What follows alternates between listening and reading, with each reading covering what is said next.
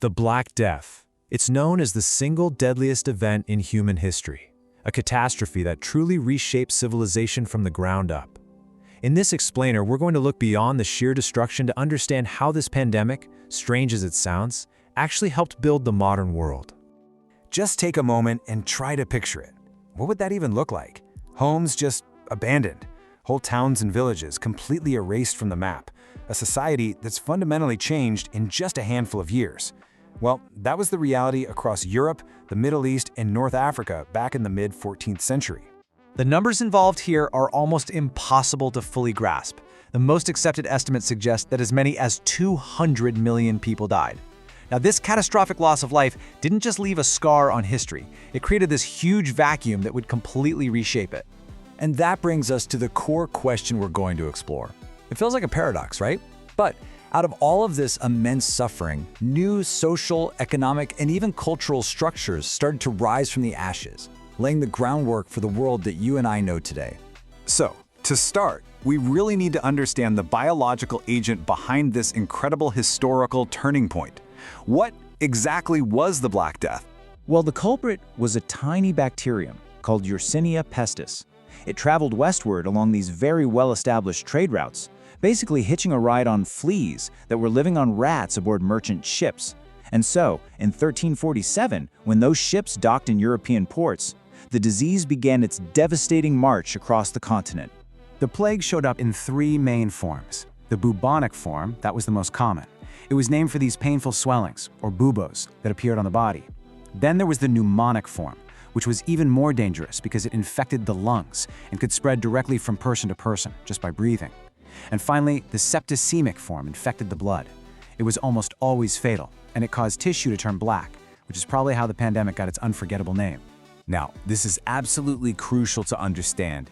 Medieval society had no concept of microbiology, no idea about germs. So the real cause was a complete mystery. People came up with all sorts of explanations.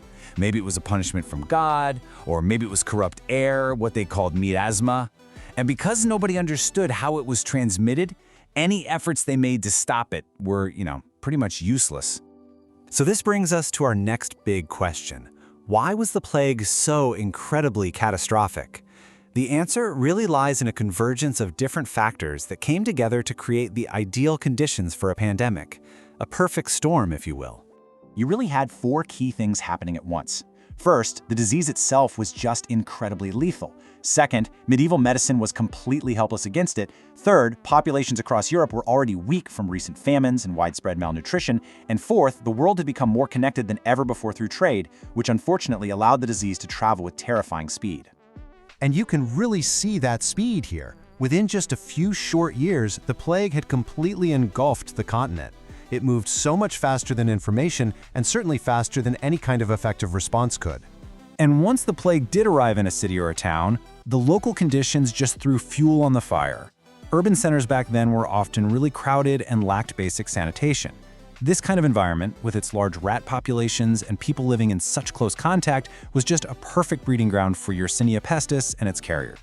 So, the plague's immediate impact was, of course, death on a scale that's hard to imagine. But its long-term legacy, that was transformation. So let's turn to how the world actually changed in its aftermath. The most direct consequence was this massive demographic collapse. As you can see here, Europe's population just plummeted. Some regions lost over half of their people. This dramatic shift was going to fundamentally alter the entire structure of society. This population collapse created a simple but truly revolutionary economic shift, a massive labor shortage. Before the plague, as you see on the left, you had a surplus of peasants. That meant labor was cheap and serfs had very little power. But after the plague, everything was turned upside down.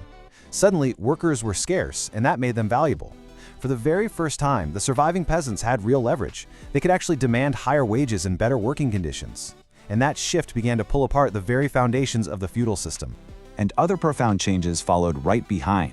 Wealth was redistributed as survivors inherited land and property from those who had died.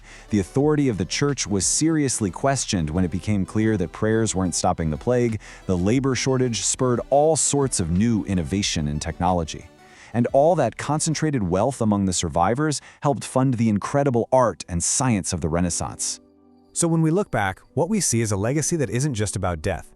It's about a radical and in many ways an unintentional reorganization of the entire world.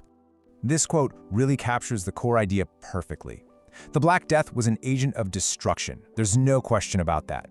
But it was also an agent of incredible change. By shattering the old order, it inadvertently cleared the way for something entirely new to be built in its place. And this is really the ultimate takeaway. While it wasn't the sole cause, of course, the pandemic was this incredibly powerful catalyst. It sped up the decline of medieval institutions and helped propel Europe toward the economic and cultural frameworks that we would recognize as the modern era.